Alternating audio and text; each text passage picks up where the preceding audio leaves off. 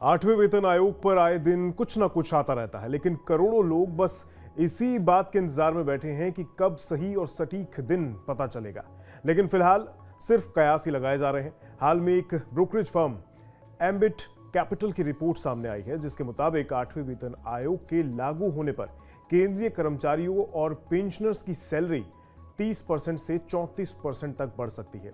Brokerage firm ambit capital की report के मुताबिक नया फिटमेंट फैक्टर 1.83 से लेकर 2.46 के बीच हो सकता है, जिससे कर्मचारियों की बेसिक सैलरी में इतना बड़ा इजाफा होगा।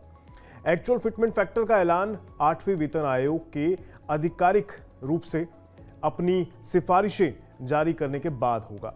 सैलरी, पेंशन और अलाउंस यानी भत्ते को रिवाइज किए जाने से 50 लाख से ज्यादा केंद्र सरकार के कर्मचारियों और लगभग 65 लाख पेंशनर्स को फायदा मिलेगा। और खबर है कि सरकार आठवें वेतन आयोग को 1 जनवरी 2026 से लागू कर सकती है।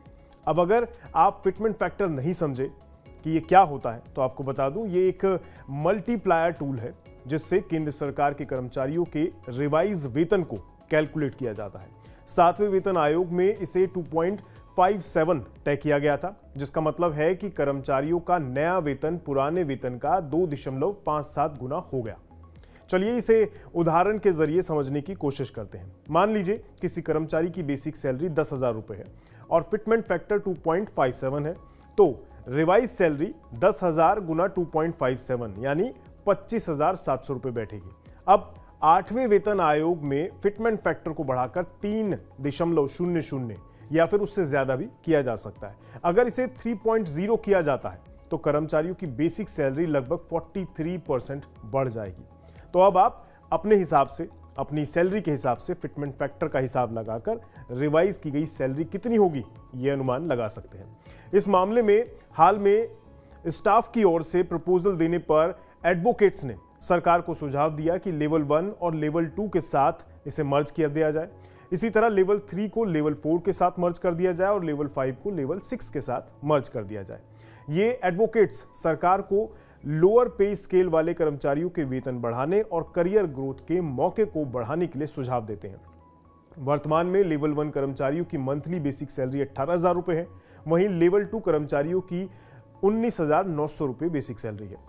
मर्जर के बाद लेवल 1 कर्मचारियों को ज्यादा फायदा मिल सकता है, क्योंकि नया सैलरी स्ट्रक्चर इसी स्तर से शुरू होता है।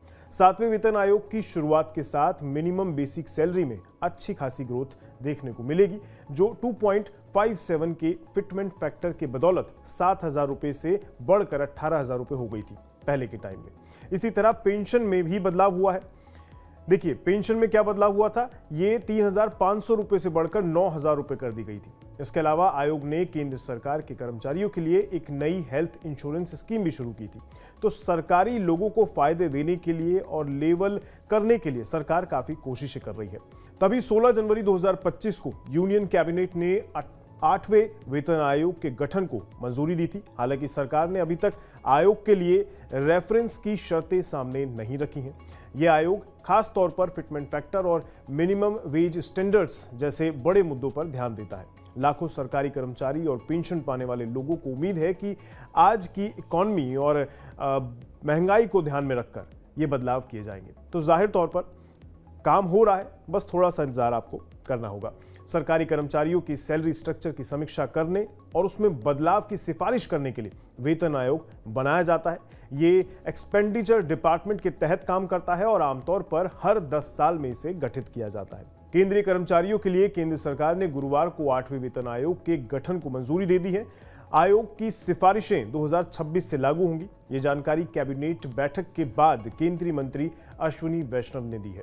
उन्होंने कहा है कि 7वां वेतन आयोग 2016 में लागू हुआ था। इसकी सिफारिशें 2026 तक जारी रहेंगी। इससे करीब 1 करोड़ लोगों को फायदा हुआ था। वेतन आयोग हर 10 साल में लागू होता है, जैसा कि मैंने बताया। उम्मीद है कि मोदी सरकार 1 जनवरी 2026 से 8वें वेतन आयोग को भी लागू कर देगी। इससे केंद्रीय कर्मचारियों का न्यूनतम वेतन और पेंशन बढ़ जाएगी। खैर, देखते हैं ये दिन कब तक आता है। फिलहाल के लिए दीजिए इजाजत। नमस्कार।